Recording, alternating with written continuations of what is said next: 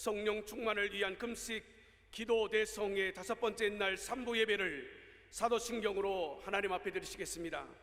전능하사 천지를 만드신 하나님 아버지를 내가 믿사오며 그의 아들 우리 주 예수 그리스도를 믿사오니 이는 성령으로 잉태하사 동성녀 마리아에게 나시고 본디오 빌라도에게 고난을 받으사 십자가에 못 박혀 죽으시고 장사한 지 죽은 자 가운데 다시 살아나시며 하늘에 오르사 전능하신 하나님 우편에 앉아 계시다가 저리로서 산자와 죽은 자를 심판하러 오시리라. 성령을 믿사오며 거룩한 공예와 성도가 서로 교통하는 것과 죄를 사하여 주시는 것과 몸이 다시 사는 것과 영원히 사는 것을 믿사옵나이다. 아멘. 이 시간 은혜 받으실 하나님의 말씀은 신약성경 마태복음 24장 3절에서 9절까지의 말씀입니다. 신약성경 마태복음 24장 3절에서 9절까지의 말씀을 다 같이 봉독하시겠습니다. 예수께서 감람산 위에 앉으셨을 때에 제자들이 조용히 와서 이르되 우리에게 이르소서 어느 때에 이런 일이 있겠사오며 또 주의 인자하심과 세상 끝에 무슨 징조가 있사오리까? 예수께서 대답하여 이르시되 너희가 사람의 미혹을 받지 않도록 주의하라. 많은 사람이 내 이름으로 와서 이르되 나는 그리스도라 하여 많은 사람을 미혹하리라. 난리 소문을 듣겠으나 너희는 삼가 두려워하지 말라. 이런 일이 있어야 하되 아직 끝은 아니니라. 민족이 민족을 나라가 나라를 대적하여 일어나겠고 곳곳에 기근과 지진이 있으리니 이 모든 것은 재난의 시작이라. 그때에 사람들이 너희를 환난에 넘겨주겠으며 너희를 죽이리니 너희가 내 이름 때문에 모든 민족에게 미움을 받으리라. 아멘. 박혜영 찬양사역자의 특송이 있겠습니다.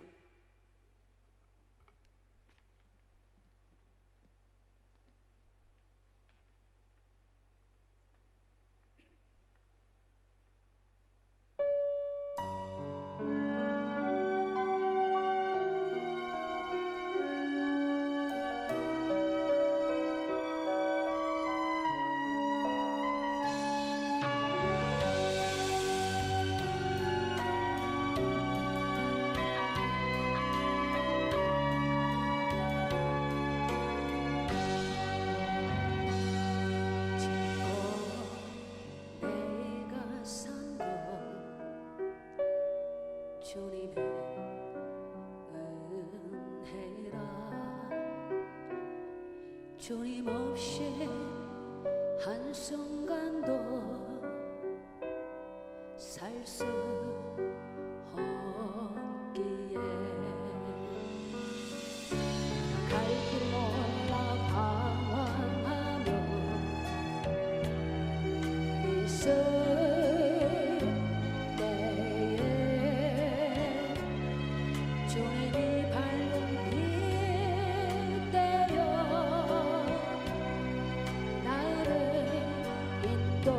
인도하셨네. 내가 그때 하여 넘어질 때도 손 내밀어 건져주셨네. 지금의 나 된 것은 오직 하나님 은혜로.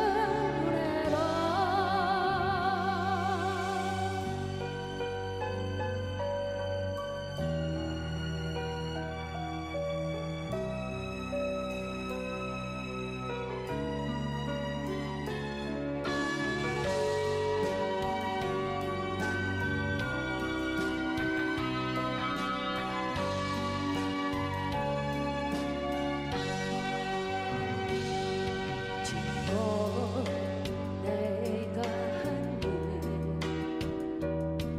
주님의 은혜라. 주님 없이 아무것도 할 수 없기에 지쳐서 주저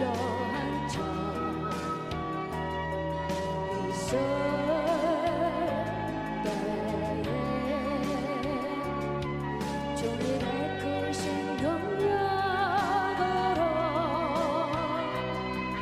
나를 잡아주셨네. 내가 주님 때문에 핍박당할 때 하늘 나라 소망 주셨네. 지금 나된 것은 오직 하나님 은혜라. 내가 주님 때문에 핍박당할 때 하늘 나라 소망 주셨네. 지금 나된 것은 오직 하나님 은혜라. 지금 나된 것은 오직 하나님 할렐루야.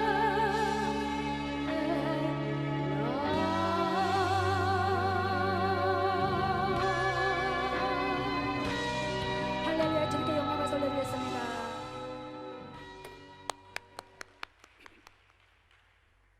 새 에덴 교회에서 심호하시는 유영기 목사님 대표기도 인도하시겠습니다. 기도하겠습니다. 주님, 나라와 민족을 위하여 기도합니다.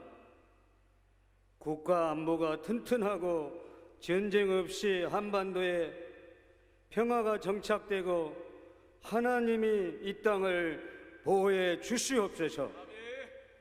한국교회를 억압하려는 차별금지법이라는 명분 아래 동성을 인정하고 동성혼인의 합법화를 시도하는 국가인권위원회와 21대 국회 정의당 1호 법안인 악법들이 국회에서 통과하지 않도록 주님 역사하여 주시옵소서.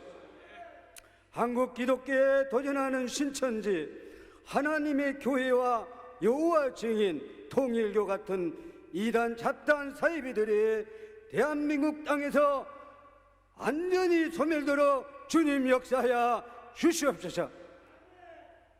코로나19 바이러스가 진정되고 모든 예배, 한국교회 예배, 또 오살리 제자식 금식기도는 이 예배에 하나님 큰 능력으로 역사해 주셔서 이곳에 주여 일파만파 차고 넘치도록 역사해 주시옵소서. 이 시간 예배와 강사 목사님을 위해 기도합니다.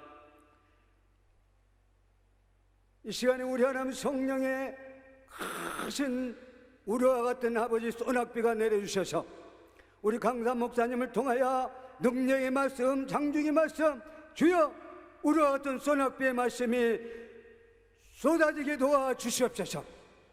저희들 아버지 어려운 가운데 싸우니 이 말씀을 사모할 때 주여 놀라운 역사가 일어나게 하시고 각종 질병, 아버지 각종 모든 문제가 해결되게 도와주시옵소서. 말씀과 기도로 아버지 성령 충만한 시간 되게 하여 주시옵소서. 감사하고 우리를 구원하신 예수 그리스도 이름으로 기도드리옵나이다. 아멘. 오늘 말씀을 전하여 주실 강사 목사님은 중원 순복음교회에서 심호하시는 김미숙 목사님이십니다.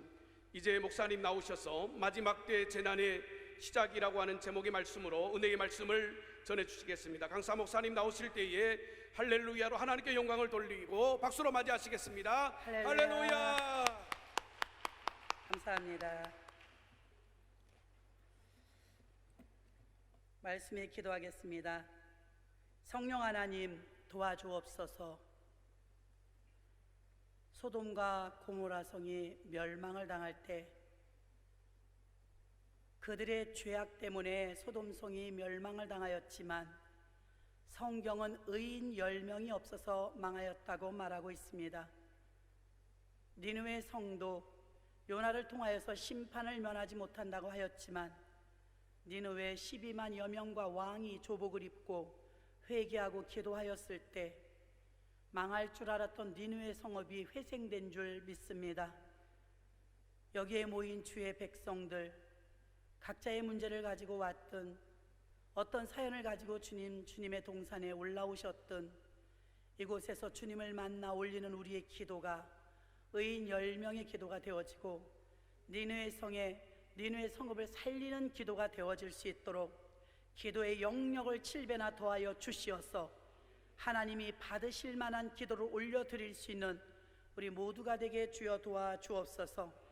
마태복음 24장 3절로 9절까지의 말씀으로 지금은 마지막 때요 재난의 시작이라는 제목으로 은혜를 나눌 때 하나님 오늘 주신 말씀이 생명의 양식이 되어지고 한 분도 거저왔다 거저 돌아가지 아니하는 아버지 깨어있는 말씀 결단을 각오하는 귀한 말씀으로 인도하시고 부족하고 연약한 자 십자가 뒤에 감춰 주옵시며 고장 없는 마이크로만 쓰임받을 수 있는 도구가 될 수 있도록 사용하여 주옵소서. 마칠 때까지 성령 하나님 의지하오며 주 예수 그리스도의 이름으로 기도하옵나이다. 아멘. 할렐루야. 코로나 기간 중에 마스크를 쓰고 예배 드릴 때는 제가 처음 올라온 것 같아요.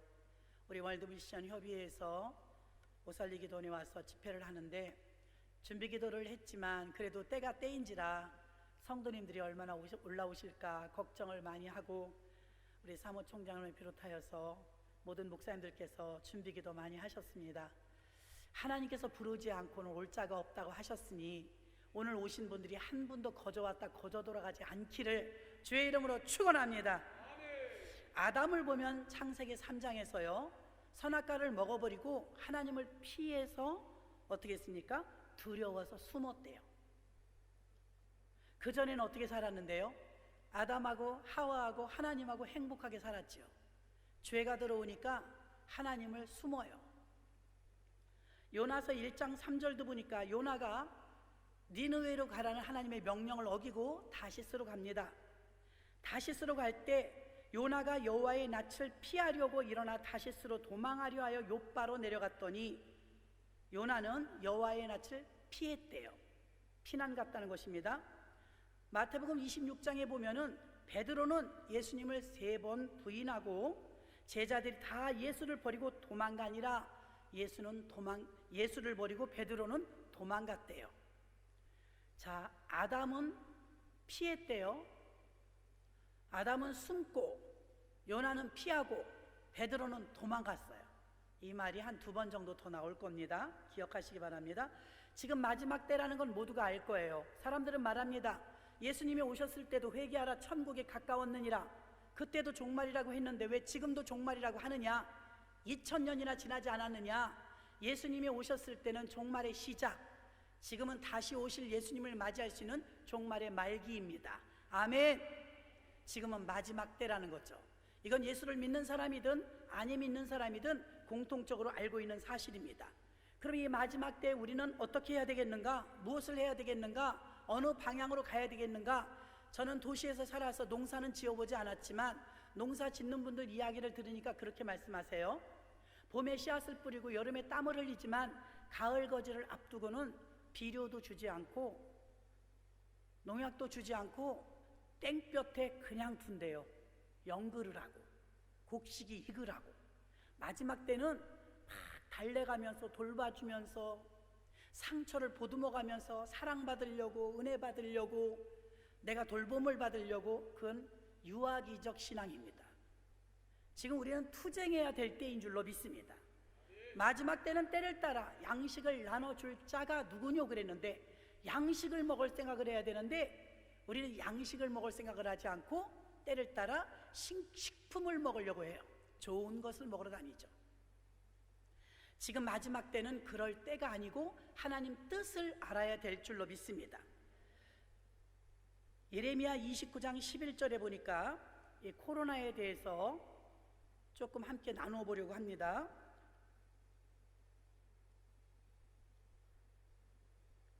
예레미야 29장 11절에 너희를 향한 나의 생각을 내가 하나니 평안이요 재앙이 아니니라 너희에게 미래의 희망을 주는 것이니라. 여기서 보면 코로나가 일단 우린 재앙으로 받아들이는데 재앙이 아니요 평안이요 장래의 소망을 주려 함이라. 자, 하나님의 관심은요, 지난 6개월 동안 코로나 때문에 코로나 이전의 교회 생태계로 돌아가지 못합니다. 봄신방 못했어요. 재직 훈련 못했습니다. 여름인데 수련회 못 갑니다. 부흥회 엄두도 못 냅니다. 또 교회에서 각종 소모임, 작은 일들, 큰 일들, 헌신 예배, 각종 모임 아무것도 못합니다. 그저 대예배 드리는 것만도 감사해서 주일날 예배 드리며 만족하고 있고, 그나마 지금 6개월이 다 돼가도록 주일 예배도 아직도 온라인으로 드리는 교회가 허다합니다. 작금의 사태를 바라보며 우리는 기독교인들은 어떤 시각으로 바라봐야 될 것이며 코로나를 어떻게 대응해야 될 것이며 지금 우리는 어떻게 해야 될까? 지금 관심사가 아니겠습니까? 그러나 우리가 생각하는 코로나가 재앙이라고 생각했지만 재앙이라면 6개월 동안 수많은 사람이 죽었어야 할 것입니다. 하나님은 재앙이 아니라 평안이요 장래의 소망을 주려 하며 하나님의 관심은 한 영혼이라도 살리는 것인데, 우리는 뉴스를 볼 때마다 하루하루 확진자가 몇 명이 되었나, 사망자가 몇 명인가, 세계적인 추세는 어떻게 되었는가 뉴스에 쫑긋하고 귀를 기울입니다. 사람의 관심은 죽는 데 관심이 있지만 하나님의 관심은 살리는 데 관심이 있습니다. 한 영혼이라도 살려내고 우리가 잘못 가고 있는 사람들이 제대로 돌아오기 위해서 니느웨 성읍처럼 소돔섬처럼 안타깝지 않고 회개하길 원하시는데 회개의 분량이 양이 채워지질 않고 풍성한 회개가 이루어지지 않고 그동안 이 좋은 환경에 감사라고 깨닫지도 못하였는데 감사가 넘치지 못하니까 우리는 회개해야 될 줄로 믿습니다. 하나님이 왜 이 코로나를 종식시켜주지 않으실까? 전 세계에 노벨상을 받은 의학자는 얼마나 많으며 의사는 또 얼마나 많으며 훌륭한 종합병원은 얼마나 많으며 제약회사는 얼마나 많습니까? 수백만이 감염이 되어도 속수무책 마스크가 약입니까? 백신 하나 개발하지 못하고 코로나의 공포와 어려움 속에서 이렇게 뚝뚝 떨어져 앉아 예배드리는 것뿐만이 아니라 비대면 사회가 되어서 이게 길어지다 보니까 우울증이 생기고 삶의 재미와 윤활유가 빠져버리는 어려움 속에 우리가 살고 있습니다. 코로나 사태에 대해서 온 집중을 하고 경제적인 손실, 학생들이 학교도 가지도 못하고 모든 거래처나 사업이나 경제 모든 전망이 어둡습니다. 교회의 생태계는 급격하게 나빠져서 과거에는 어떤 교회가 인기 있었습니까?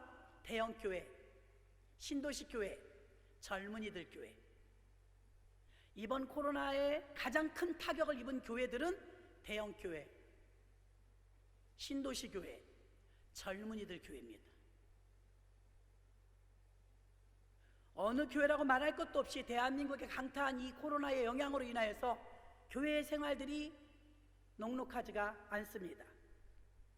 교회는 이 코로나로 인하여서 재앙으로 끌고 가거나 두려움으로 끌고 가거나 우리가 피해야만 하는 엄청난 사건으로 끌고 갈 것이 아니라 뱀을 집어도 무슨 독을 마셔도 해를 받지 아니한다는 주님의 말씀을 믿고 이기는 교회, 싸우는 교회, 두려움을 떨쳐버리는 교회로 가르쳐야 될 줄로 믿습니다. 사실 코로나가 두렵습니까? 저는 코로나를 일으키신 하나님이 두렵습니다. 우리가 버림받을까봐, 이렇게 엄청난 어려움이 와도 회개하지 않을까봐 심히 두렵습니다. 이런 때는 교회에서 기도하자고 격려해주며 힘을 실어주며 소망의 말씀으로 기독교 역사상 재난과 역경과 환난을 만날 때마다 교회는 더 부흥했지 더 시들어들지 않았습니다. 그러므로 우리 교회들이 당하는 이 어려움을 피하고 숨고 도망가지 마시고 당당하게 교회에 나와서 십자가 앞에 나와서 비대면이 아니라 하나님의 얼굴을 대면하여 기도해야 될 줄로 믿습니다. 인간들이 교만을 내려놓고 그 많은 병원도 감당하지 못한 일, 그 많은 의사도 감당하지 못하는 일, 죽을 힘을 다해서 의료진들이 애쓰고 있지만 치료제가 나오지 않았다는 사실이죠.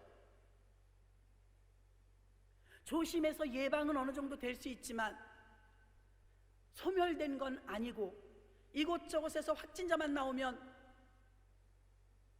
또다시 좀비처럼 꺼진 불도 다시 보듯 좀비처럼 툭툭 일어나는 집단 감염을 보면서 우리는 마음을 놓을 수가 없는 불안한 상태에서 살고 있습니다. 코로나 앞에서 속수무책인데 미국에도 이탈리아에도 세계에서 가장 피해를 입은 나라 국민들이 드디어 길을 가다가도 이곳저곳에서 둘레둘레 모여서 하나님 앞에 기도하며 회개하고 눈물을 흘리는 영상을 보았습니다. 하나님이 원하시는 모습입니다. 지금 우리가 무엇을 할 수 있습니까? 저는 의사도 아닙니다. 의사가 모자랍니까? 제약회사가 모자랍니까? 병원이 모자랍니까? 안 모자랍니다. 그래도 해결을 하지 못하지 않습니까?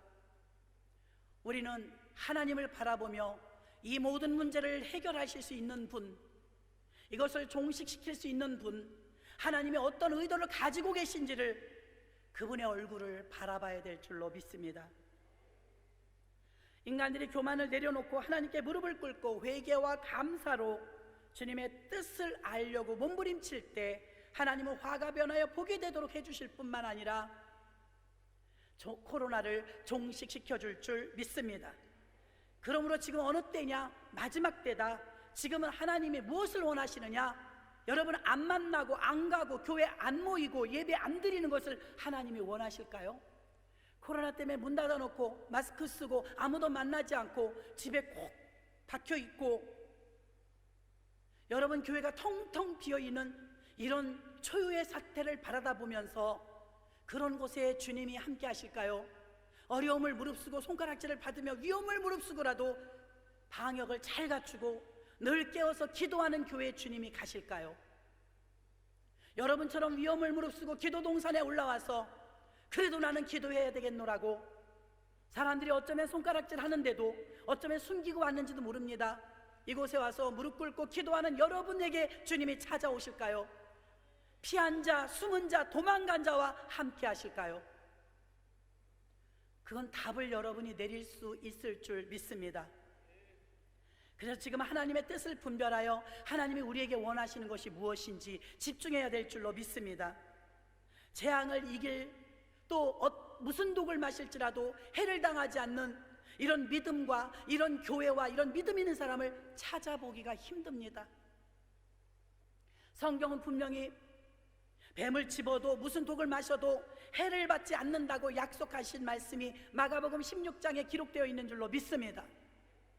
그런데 우리는 저쪽에서 파도가 밀려오려고 하면 벌써 쓰러져 있어요. 파도가 밀려오면 내가 쓰러질 거니까 미리 쓰러져 있습니다. 이번 코로나의 이 바이러스 때문에 대한민국의 모든 교회들은 현 주소가 적나라하게 드러났으며 뿌리째 흔들리는 예배가 멈춰지는 초유의 사건을 일으켰으므로 반석 위에 세운 교회인지 모래 위에 세운 교회인지 확연하게 드러나버리고 말았습니다. 지금 교회는, 지금 대한민국은 강력하게 보수파와 진보파로 나뉘듯 교회도 마찬가지입니다. 성령의 교회와 인본주의적인 교회가 확연하게 나뉘어지고 있다는 사실을 아시기를 바랍니다. AD 70년경에 예루살렘 성전이 무너졌습니다. 지금의 목사님들이 교회의 문을 닫을 때, 지금 교회의 문을 닫을 때가 아니고 깨워서 기도할 때이며, 구약에서부터 제사장들은 성전 안에 있는 기름에 기름을 채워 불을 꺼뜨리지 않는 사명, 그 불을 꺼뜨리면 안 되는 게 주의 종의 사명이었던 것처럼 오늘날 교회들도 기도의 불을 꺼뜨리면 안 되는 게 목사의 사명인 줄로 믿습니다. 아담은 숨었습니다. 요나는 피했습니다. 베드로는 도망갔습니다. 지금도 다 숨습니다. 피합니다. 도망갑니다. 지금은 도망갈 때가 아니고 피할 때가 아니고 기도할 때가 된 줄로 믿습니다. 때가 가까움으로 깨어있는 목사, 깨어있는 교회, 깨어있는 성도들이 되어야 될 줄로 믿습니다. 재앙을 만났기 때문에 깨어 있는 것이 아니라 주님 오실 때가 가까움으로 깨어 있어야 될 줄로 믿습니다. 구약 성경에는 이런 재앙이 나타날 때는 현상이 똑같아요. 하나님을 떠나거나 우상을 숭배하거나 하나님을 거역하고 불순종하면 꼭 전쟁이나 기근이나 전염병, 온역이 일어났습니다. 우리는 어디에 해당될까요? 그냥 일어나는 일은 절대 없습니다. 이 코로나 사태가 우리나라뿐만이 아니라 전 세계를 강타하고 있는데 성경은 이 전염병을 뭐라고 말하고 있느냐 이 말입니다. 성경에서는 하나님을 떠나거나 우상 숭배하거나 불순종했을 때 반드시 전쟁이 일어나거나 기근이 일어나거나 온역 전염병이 일어났습니다. 이렇듯 전염병이 창궐할 때 모든 교회와 예수님이 온라인 예배를 전환하여 별 꺼리낌 없이 별 준비 없이 이러다 말겠지, 곧 끝나겠지, 안일무사한 태도로 참으로 부끄럽게도 전국에 있는 교회 85%가 2월 달부터 시작하여서 교회의 문을 걸어 잠그게 되었습니다. 아마 그 책임은 훗날 하나님이 주의 종들에게 물으실 것입니다. 전염병에 대한 이야기가 민수기 14장 12절에 나옵니다. 민수기 14장 12절에 내가 전염병으로 그들을 쳐서 멸하고 너로 그들보다 크고 강한 나라를 이루게 하리라. 전염병이라고 성경에 말씀하고 있습니다. 또 민수기 16장 46절에 보니까 연병에 대한 이야기가 나옵니다. 이에 모세가 아론에게 이르되 너는 향로를 취하고 단의 불을 그것에 담아 그 위에 향을 두어 가지고 급히 회중에게로 가서 그들을 위하여 속죄하라. 여호와께서 진노하셨으므로 연병이 시작되었느니라. 자, 온역이란 말이 또 나옵니다. 하박국 3장 5절입니다. 온역이 그 앞에서 행하며 불덩이가 그 발밑에서 나오는도다.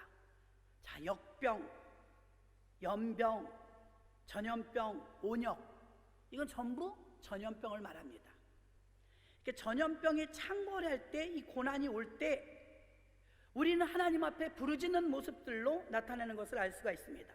지금 우리가 기도할 때 전염병으로부터 탈출, 전염병을 이기게 해달라고 기도하는 것도 중요하지만 사실은 이 질병과 전염병의 원인은 죄 때문입니다. 아멘. 죄 때문이에요. 질병과 재앙의 근원이 죄로부터 오는 것입니다. 마태복음 1장 21절을 보겠습니다. 예수님이 오신 것은 아들을 낳으리니 그 이름을 예수라 하라. 이는 그가 자기 백성을 저희 죄에서 구원할 자이심이니라 하니라. 아멘. 자기 백성을 저희 죄에서 구원할 자이심이니라. 예수님이 오신 이유는 죄에서 건지려고 오신 줄로 믿습니다. 요한 1서 3장 8절에 보면 죄를 짓는 자는 마귀에게 속하나니 마귀는 처음부터 범죄함이라. 하나님의 아들이 나타나신 것은 마귀의 일을 멸하려 하심이니라. 아멘. 마귀는 처음부터 범죄했대요. 예수님이 오신 것은 마귀를 멸하려고 처음부터 범죄했으니까요.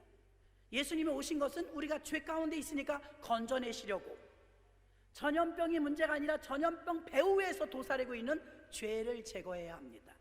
죄 때문이라는 것이죠. 예수님은 뭐라고 말합니까? 위기의 때 교회들은요, 코로나로 인하여서 어려울 때 우리가 지금 피하고 도망가고 숨을 때가 아니라 나와서 기도하고 회개하고 간구해야 될 때라고 말씀을 드렸습니다. 위기의 때 오히려 교회의 문을 닫는 것이 아니라 오히려 교회에 나와서 더 많은 분들이 기도해야 될 줄로 믿습니다. 이렇게 기도 동산이 빈자리가 많은 것이 아니라 더 많은 분들이 오셔서 부르짖고 기도하여, 야, 진짜 사태가 심각하구나, 나라가 IMF를 겪을 때, 나라가 전쟁의 위기 속에 있을 때 언제나 교회들은 또 기도원들은 인산인해를 이루었었습니다. 그래서 위기가 뒤에요, 전쟁을 겪고 나면 교회는 더 부흥했고 로마의 핍박을 받으면 받을수록 초대교회는 더욱 왕성했는 줄로 믿습니다. 지금 우리를 보십시오. 교회마다 기도 그렇게 많이 합니까? 기도원마다 앉을 데가 없습니까? 이것이 바로 회개가 아직 풍성하게 올라가지 못했다는 증거인 줄로 믿습니다. 세상 말로 아직 멀었다는 거죠. 누가 지금 그렇게 간절합니까? 나 불편하고 힘든 것만 생각하지. 이 원인이 무엇이며 이것을 제거해달라고 깨어있으려고 기도하는 사람은 그리 많지 않다는 것입니다. 그런 가운데 이 자리에 오신 여러분들은 보배 중에 보배인 줄로 믿습니다. 시간은 카이로스의 시간이 있고 크로노스의 시간이 있습니다. 크로노스의 시간은 우리의 24시간 일반적인 시간이고, 카이로스의 시간은 그 시간 안에서 일하시는 하나님의 섭리의 시간을 말합니다. 이때 우리가 기도하지 않으면, 이런 때 우리가 부르짖지 않으면 우리는 우리에게 주신 카이로스의 시간을 놓쳐버릴 것입니다. 믿든지 아니 믿든지 지금 깨어있는 자들의 기도를 통하여 하나님은 일하실 것입니다. 그곳의 주인공들이 되어서 카이로스의 시간, 하나님의 섭리의 시간 속에 들어가는 우리 모두가 되어야 될 줄로 믿습니다. 마태복음 25장 13절에 그런즉 깨어있으라, 너희는 그 날과 그 시를 알지 못하느니라. 주님의 마지막 명령은 깨어있으라는 거예요. 코로나 때문에 깨어있는 게 아니라 마지막 때가 다가오고 있기 때문에 깨어있으라는 것입니다. 코로나 때문이라도 우리가 부르짖고 기도하고 깨어났다면 그건 감사인 줄로 믿습니다. 누가복음 12장 56절 봅니다. 외식하는 자여, 너희가 천지의 기상은 분별할 줄 알면서 어찌 이 시대는 분변치 못하느냐. 일기예보는 잘 듣고 비가 온다고 하면, 비가 올 것 같으면 우산은 들고 나올 줄 알면서 주님이 오실 날이 가까운 이때는 어찌 알아보지 못하느냐는 주님의 통분한 마음인 줄로 믿습니다. 날씨는 분별할 줄 알면서 왜 이 시대는 분별하지 못하느냐. 지금은 씨를 뿌릴 때가 아닙니다. 지금은 마지막 때 거둘 때인 줄로 믿습니다. 그럼 이 마지막 때 네 가지 지혜로 우리가 할 수 있는 일이 있습니다. 지금이 무슨 때입니까? 노아의 때와 같다 그랬습니다. 마태복음 24장 37절에 노아의 때와 같이 인자의 임함도 그러하리라. 노아의 때가 어느 때일까요? 시집가고 장가갔고 먹고 마시고. 노아의 때는 많은 사람들이 방종한 삶을 살았습니다.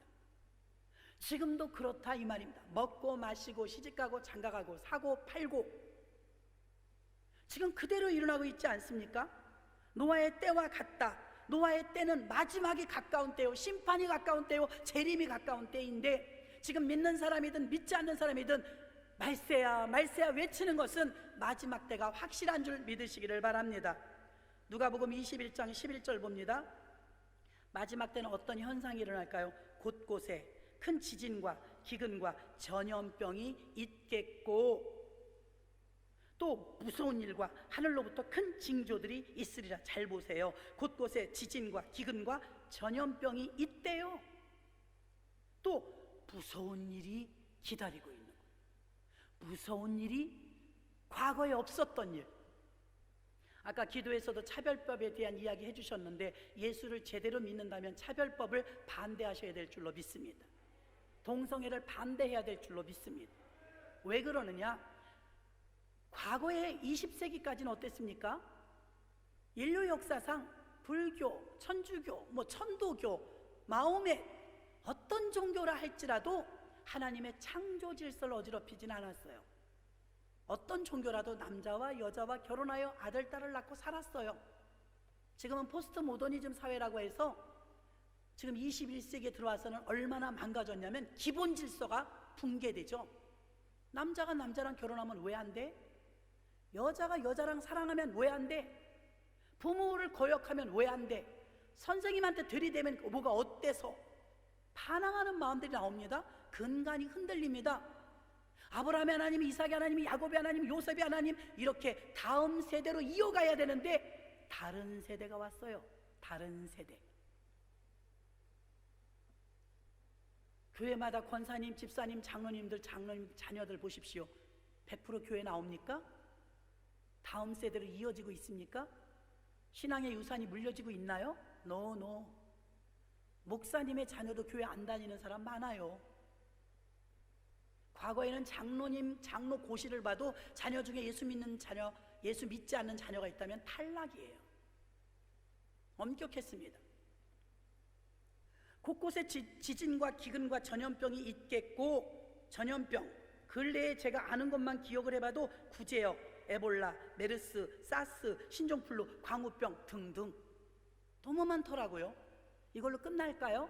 코로나19까지 또 있습니다. 앞으로 또 나옵니다. 세균과의 전쟁입니다.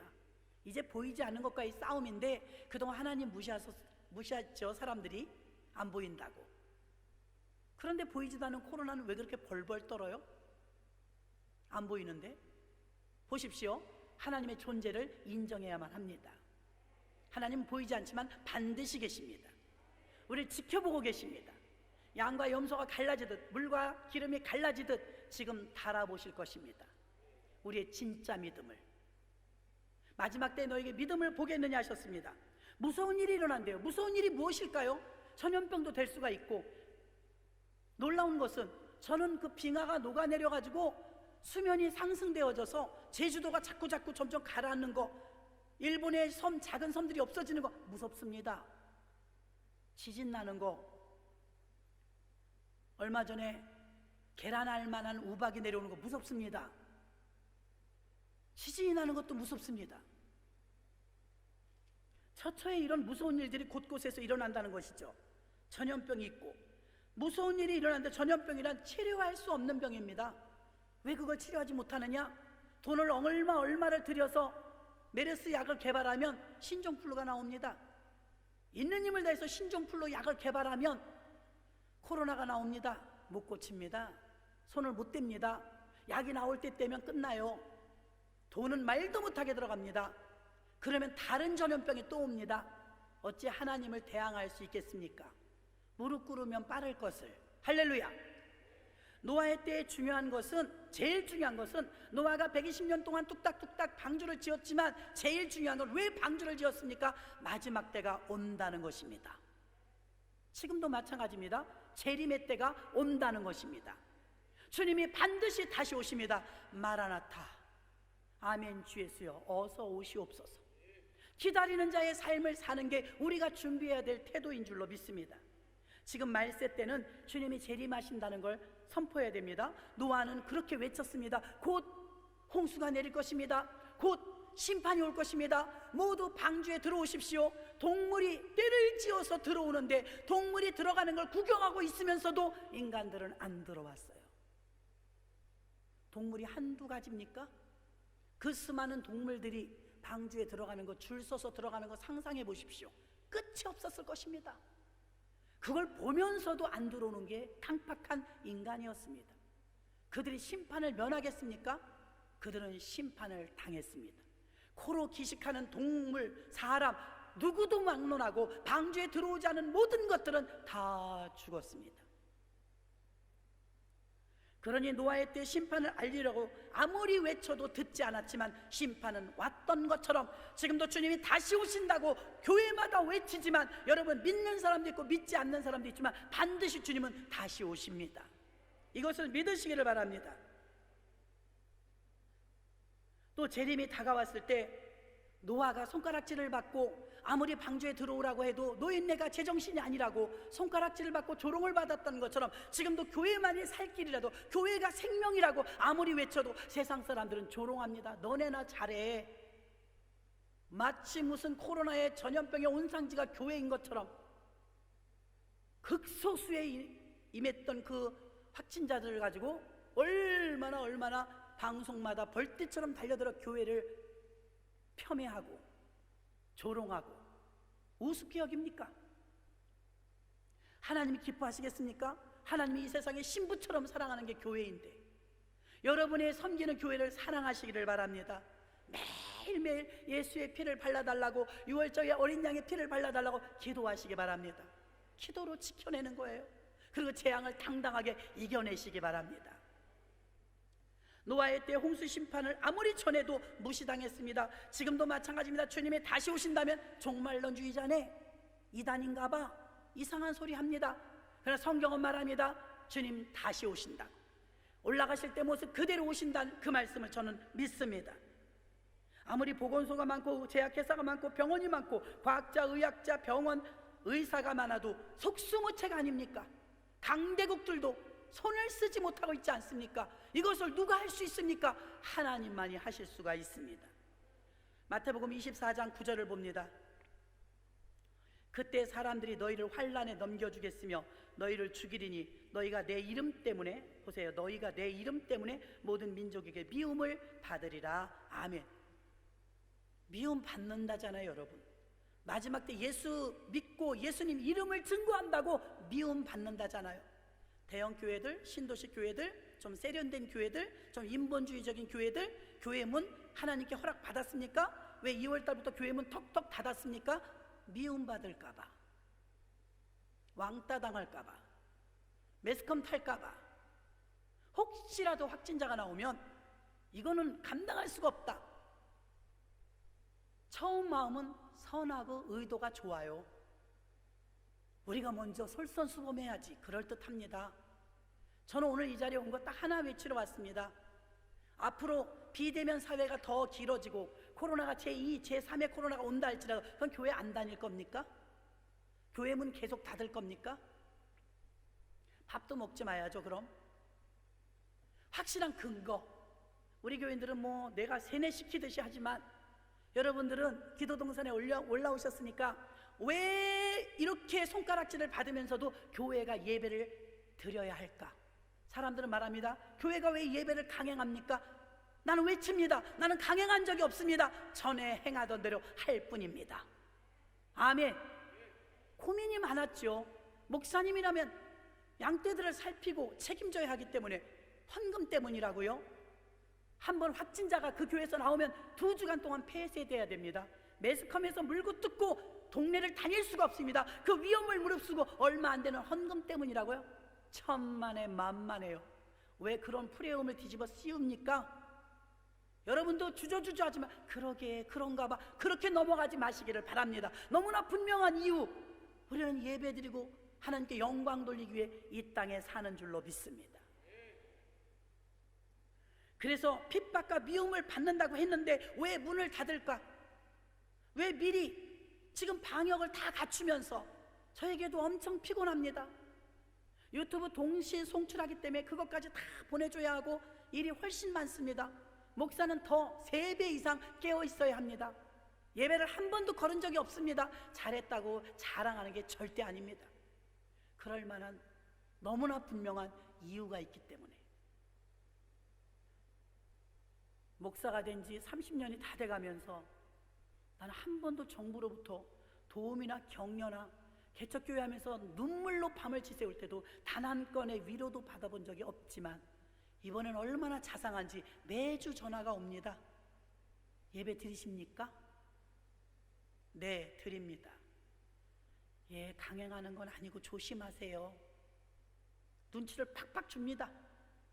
너무 당연합니다. 너무 당당합니다. 왜요? 우리 교회는 하나님이 세우셨으니까, 주님의 교회이니까. 정부의 교회가 아니고 정부에서 시키는 대로 하는 교회가 아니라 우리는 하나님이 시키는 대로 하는 교회이니까. 아, 저 외골수야, 저 교회는 꼴통이야, 별소리 다 들을지도 모릅니다. 괜찮습니다. 우리 교회를 세우신 분은 주님이시니까. 제자들이 다 손가락질하고, 야, 이 여자야, 이 향유를 300데나리온에 팔아서 가난한 사람에게 나눠줄 수 있는데 어찌하여 허비하였느냐, 왜 낭비하였느냐, 지탄하는 제자들에게 모두가 다 손가락질했지만 마리아에게 인정하는 한 분이 계셨으니, 마리아야, 너희는 가만히 있으라. 이 여자의 행한 일을 앞으로 복음이 증거되는 곳에서 기념하라 하시니라. 주님께 인정받으면 되는 줄로 믿습니다. 예배 드리고 눈물을 흘리며 기도하며 위험을 무릅쓰고 살얼음판을 걷듯이 기도하는 교회에 주님이 오실까요? 다 걸어 잠그고 우리 교회는 비대면 교회, 온라인 예배 드립니다. 집에서 핸드폰이나 방송 예배 드리십시오. 그 교회에 임하실까요? 저는 제가 대형 교회라면 저도 그랬을지 몰라요. 우리는 다행히 개척교회도 아니지만 대형 교회도 아니에요.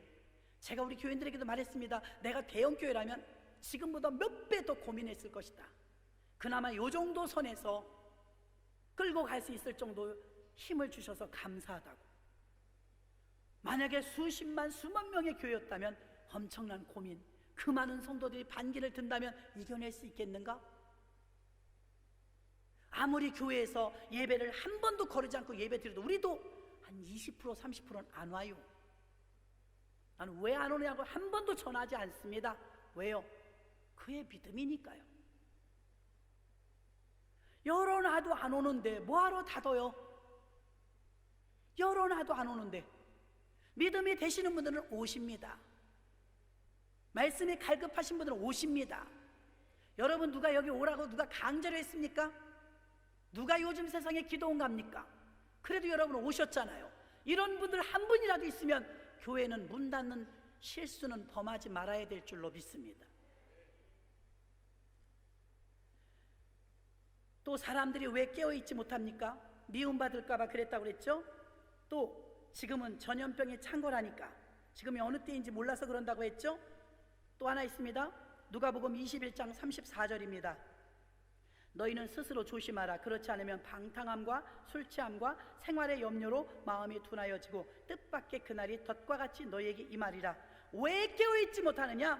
생활의 염려로, 저 의식주 문제 때문에 먹고 사는 일이 급해서 내 문제에 매여 있다 보니까 그의 나라와 의를 위해서 깨어있는 신앙생활을 못하고 있더라, 이 말입니다. 이게 오늘날 한두 사람의 일입니까? 우리 모두가 해당됩니다. 성경에 써 있잖아요. 생활의 염려 때문에 깨어있지 못하다고. 여러분이 영적으로 욕심을 내시고 영적으로 깨어있다면 생활의 염려를 초월해야 될 줄로 믿습니다. 베드로처럼 배와 부친을 버려두고 나올 수 있고 주님을 따를 수 있는 용기와 담대함이 있어야 될 줄로 믿습니다. 생활의 염려로 하나님의 말씀이 들리질 않아요. 교회 와도 무반응입니다. 재림을 얘기해도 별 관심이 없습니다. 축복받는 이야기, 문제를 해결하는 일에, 질병이 해결되는 일에는 관심이 있지만 교회를 위하여 기도하라, 대한민국 한국교회에 기도하라, 대한민국의 정부를 위해 기도하라, 대통령을 위해 기도하라, 관심 없습니다. 왜요? 생활의 염려에 매여서. 지금 우리가 읽었잖아요. 너희는 스스로 조심하래요. 왜요? 생활의 염려에 표류되지 않도록. 생활의 염려 때문에 엄청난 은혜 받고 엄청난 능력 받았는데 아무것도 못해요. 생활의 염려 때문에. 말씀이 들리질 않아요. 내일 해결해야 될 일이 너무 크니까. 그래서 설교를 아무리 해도, 목사가 목이 터져라고 외쳐도 무반응인 이유는 생활의 염려 때문입니다. 생활을 주변 정리하시기를 바랍니다. 마지막 때를 사는 사람들은 단촐하게 살아야 돼요. 너무 얼기설기 많이 만들어 놓으면 여러분 생활의 염려 때문에 매여서 발목 붙잡혀 깨어있는 신앙생활 못합니다. 교회를 위해서 충성봉사 못합니다. 저는 모태신앙인데요, 어릴 때부터 교회에서 살았지 않습니까? 그래도 제가 평신도 때는요, 집사님 권사님들이 늘 집에 계셔서 신방 다 같이 다니고 참 재밌었는데 요즘은요, 낮에 집에 사람 없습니다. 다 돈 벌러 갔어요. 왜요? 생활의 염려 때문에. 주의 일을 못해요. 저를 길러주신 목사님이 그래요. 참 못 사는 동네에다 개척을 했는데, 산꼭대기에다 교회를 개척했는데 밤에 나가서 보면은 텔레비 안테나가 1개, 2개. 그래서 기도할 때 하나님, 이 마을에 텔레비전 안테나가 곳곳에 세워지도록, 부요해지도록, 풍성해지도록 이 교회가 있는 마을을 복주세요 하고 기도하셨대요. 기도가 응답돼 갖고 텔레비전 안테나가 곳곳에 이렇게 세워지더래요. 옛날에는 안테나가 있어야 텔레비가 나왔어요. 놀라운 것은 안테나가 거의 다 세워질 때쯤 새벽 기도는 점점 비어가더랍니다. 왜 비어요? 밤새 동해 물고 할 때까지 텔레비 보느라고.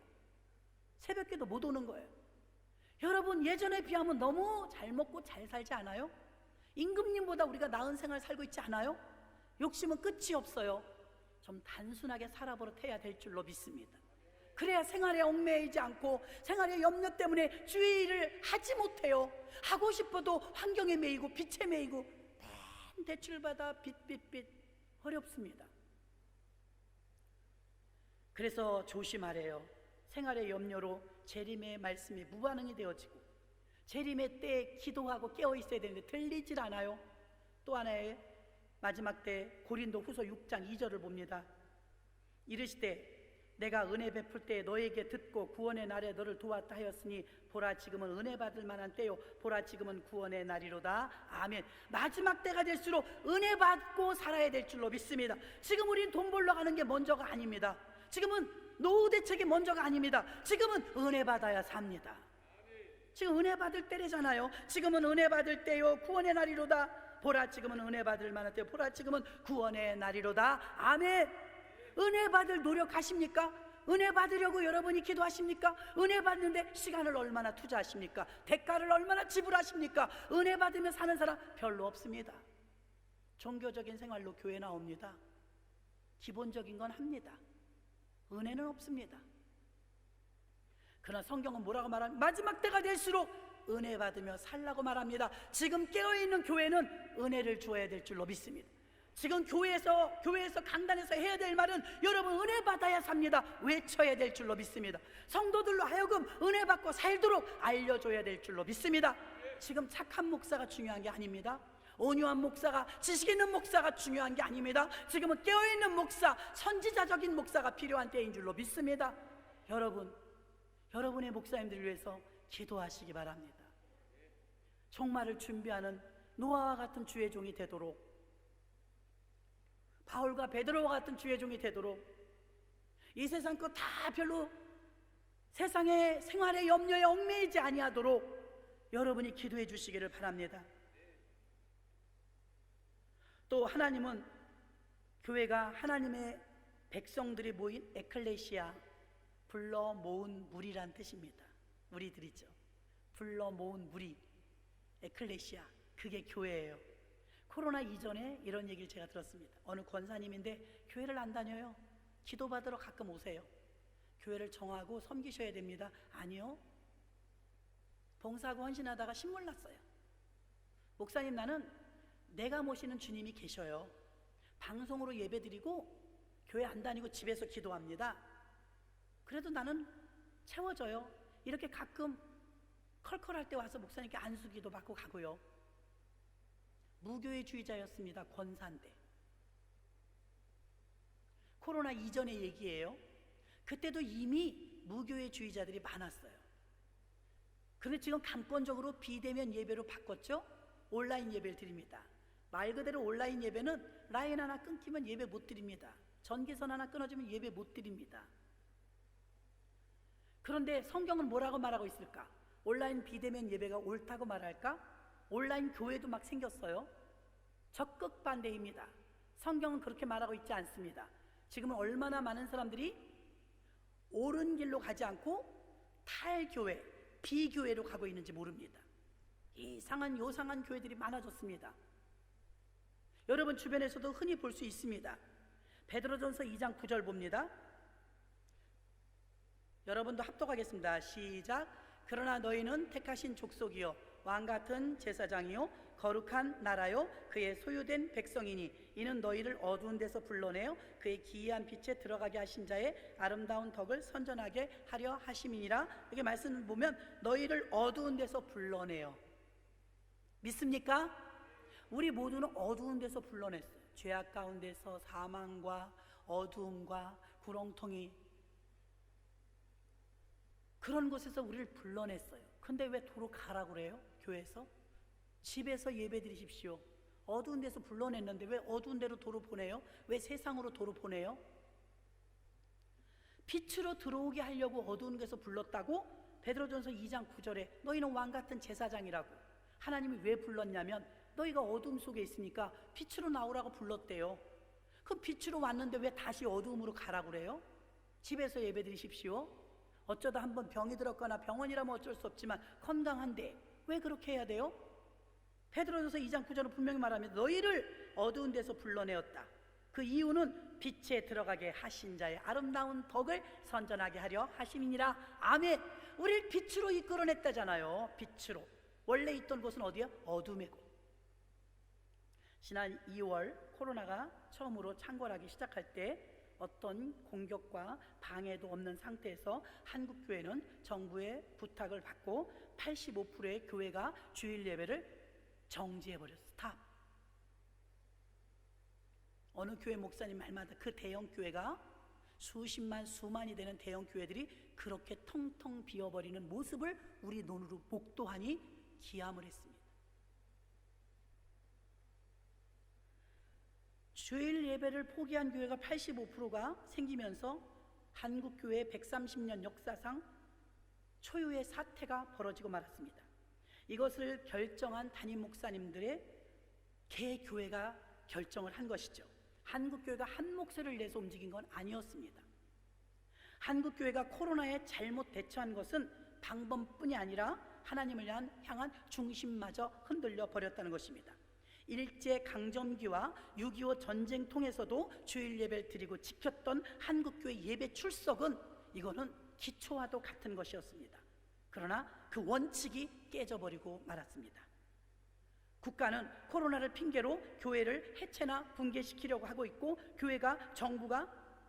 정부가 교회를 마구잡이로 움직일 수 있다고 조종하려는 생각을 위험하게 했습니다.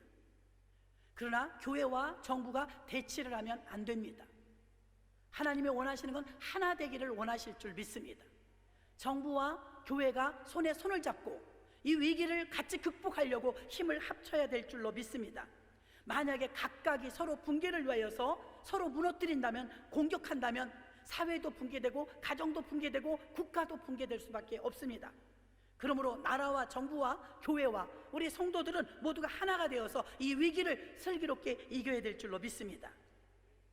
방송과 유튜브, 온라인 예배를 대안으로 하게 되면 사람들은 편하니까 교회 오지 않고 교인들의 신앙은 급속도로 나빠집니다. 여러분은 어떠십니까? 교회 한 달 안 와, 두 달 안 와, 세 달 안 와, 5달쯤 교회 안 오니까 가기 싫더랍니다.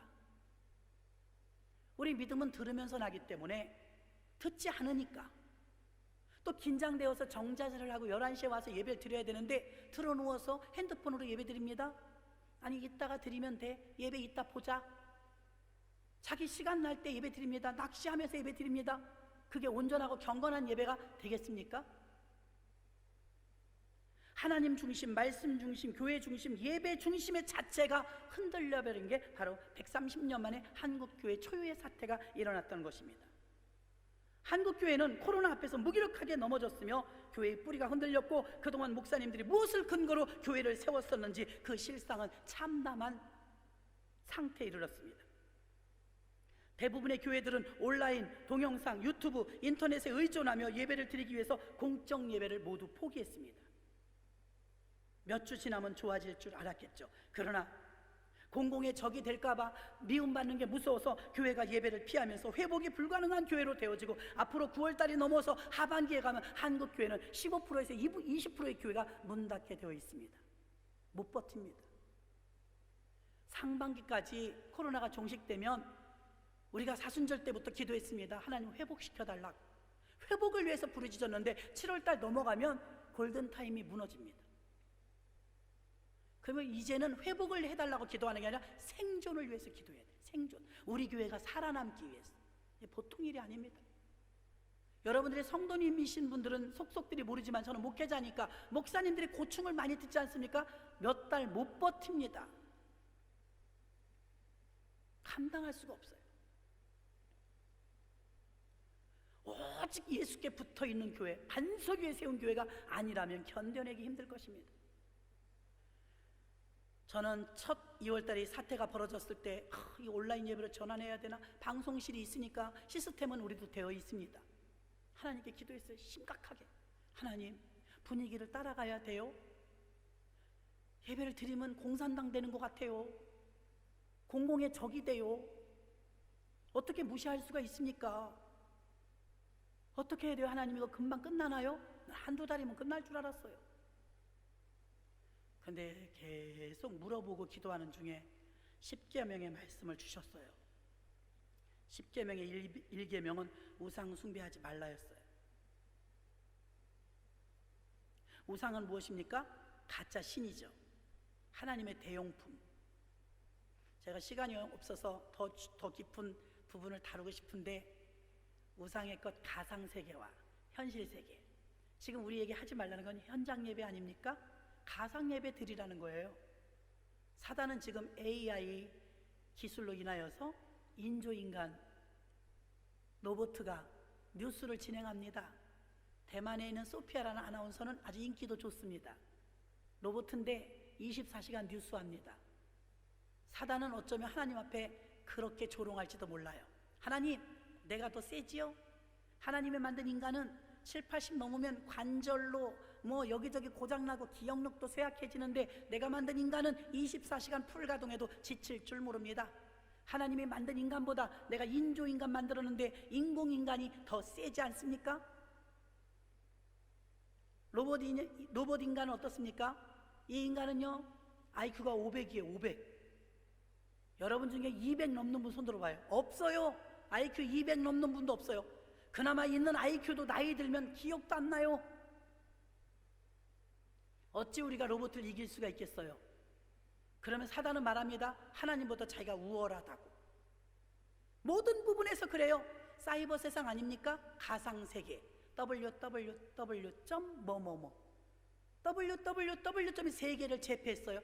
사단은 말할 것입니다. 하나님, 내가 더 세요. 하나님은 세상을 전부 지배하지 못하고 지금 75억 인구 가운데 22억 명만 하나님 믿지만 www.뭐뭐뭐는 전 세계를 하나로 만드는 사이버 세계에서는 내가 더 우월하지요? 건물을 만듭니다. 하나님은 자연을 만들어 놓으셨는데 마귀는 벽돌을 만들어서 바벨탑을 쌓습니다. 하나님이 만든 것보다 내가 만든 게 더 우월하지요? 자꾸 빌딩을 짓고 가상세계를 만들어 놓으면서 하나님이 만든 창조의 작품들을 가려버립니다. 교만한 사단은 자기의 때가 가까이 오니까 자꾸 사람들을 미혹하여 하나님을 의지하는 게 아니라 www. 가상세계를 의지하게 하고, 저도 쓰고 있지만 핸드폰 없으면 못 삽니다. 마귀는 낄낄거리고 있겠죠. 사탄은 자꾸 섬김의 대상을 하나님에서 사단으로 바꿔버리고 있습니다. 예수 믿는 우리들마저도 깨어있지 않으면 몰라요. 요즘 세상이 뭐 그런데, 세상은 자꾸 문화와 컨텐츠, 기계를 통하여, 컴퓨터 사업을 통하여서 우리들을 자꾸 마귀가 이끄는 세계로 끌고 갑니다. 우상 숭배 금지는 10계명 1계명이라고 2계명에 우상을 만들지 말고 우상에게 절하지 말라 했습니다. 우리 주변에는 너무나도 많은 우상이 있습니다. 하나님께서 하나님만을 섬기고 지키라고 했고, 10계명 중에서 4계명 안식일을 기억하여 거룩히 지키라. 아멘. 구약의 안식일은 신약의 주일이에요. 구약의 할례는 신약의 세례예요. 구약의 제사는 신약의 예배예요. 대치가 되지만 의미는 같습니다. 그러면 안식일을 기억하여 거룩히 지키라 그러면 안식일이 주일이란 말입니다. 안식일은 원래 토요일입니다. 제7 안식교는 토요일날 교회 가죠. 우리는 주일날 갑니다. 언제, 어느 때, 어느 시점부터 바뀌었을까요? 예수님이 부활하신 날, 그날 안식 후 첫날. 예수님이 부활하신 날, 그날은 지금의 주일날입니다. 믿으십니까? 토요일이 안식일이에요. 그럼 안식일을 기억하여 거룩히 지키라. 그럼 안식일 다음 날이 지금 주일인데 왜 주일날 예배를 드리느냐? 안식일날 안 드리고, 예수님은 안식일의 주인으로서 새롭게 오시는데 죽은 자가 살아나셨으니 곧 부활입니다. 아멘. 예수님이 부활하신 날이 주일날이에요. 이걸 믿으십니까? 예수님이 부활하신 날이 주일이고 그 주일날로 예배가 바뀌게 된 계기는 예수님의 부활입니다. 안식일이 주일날로 바뀐 이유는 예수님의 부활 때문이에요. 믿으십니까? 예수님의 부활 때문에 주일이 바뀌었는데 잘 생각을 해보십시오. 그러면 주일 성수하라고 하는 것은 출애굽기 31장 14절에 너희는 안식일을 지킬지니 이는 너희에게 거룩한 날이 됨이니라. 그날을 더럽히는 자는 모두 죽일지며 그날에 일하는 자는 모두 백성 중에서 생명이 끊어지리라. 안식일 지키래요. 안 그러면 죽는데요. 그러면 안식일이 주일의 개념이라면 주일은 부활 때문에 주일날 예배를 드리게 되었으니까 다시 말하면 1년은 52주인데 51주는 작은 부활절이에요. 한 주는 큰 부활절, 진짜 부활절. 예수님이 부활하신 날은 큰 부활절. 우리가 매주일 예배드리는 주일 예배는 작은 부활절. 이해가 되십니까? 그러면 보십시오.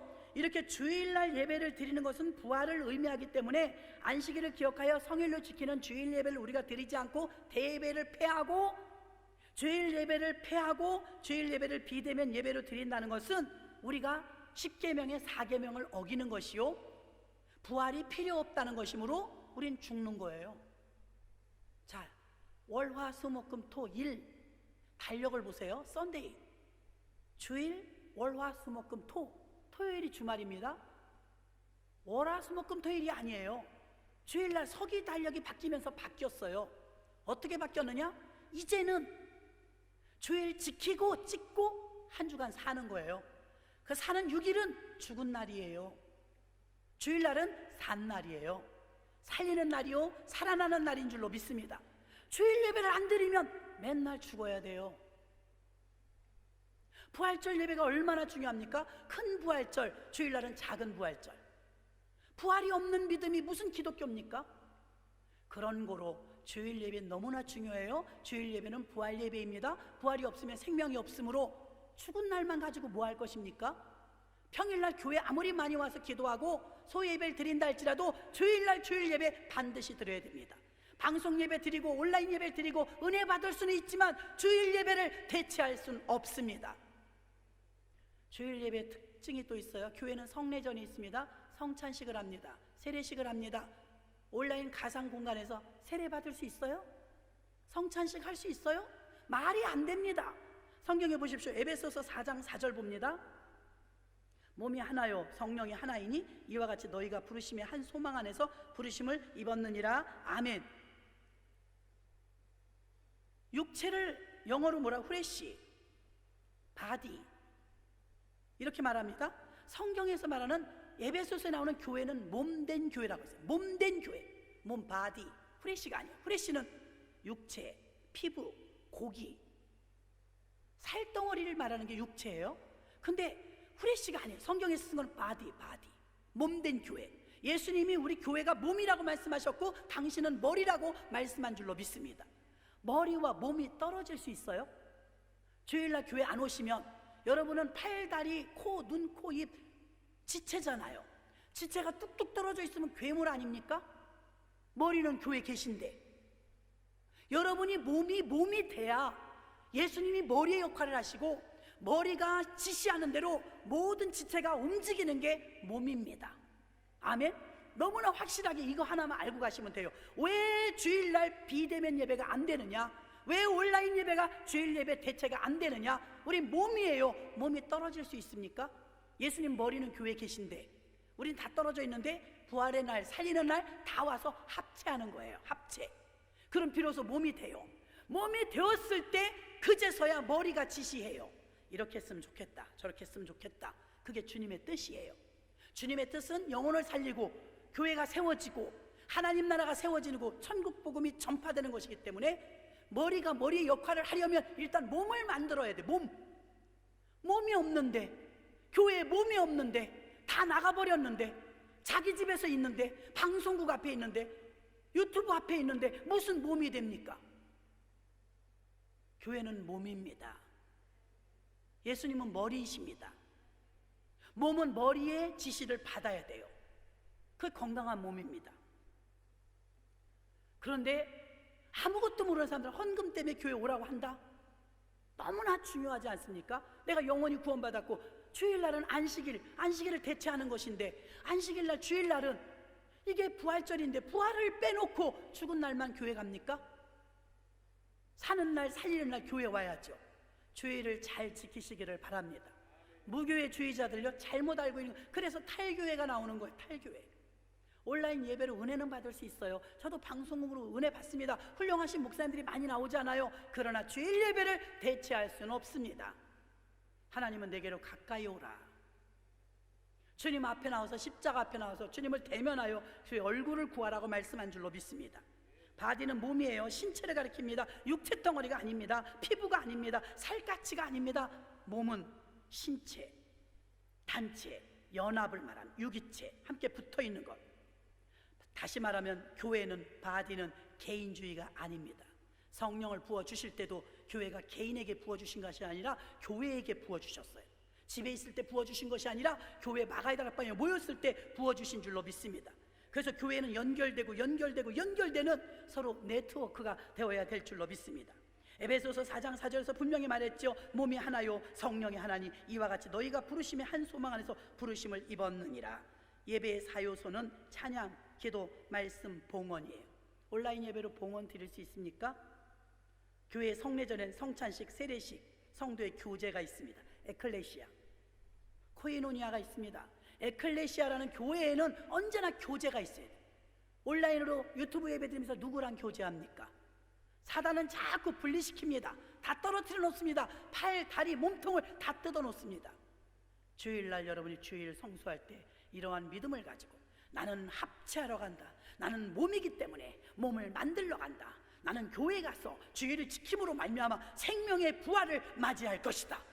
영적인 욕심을 가지시고 영적인 맥락을 알고 가시는 여러분이 되어야 될 줄로 믿습니다. 말씀을 정리합니다. 온라인으로 할 수 없는 것 성찬식입니다. 세례식입니다.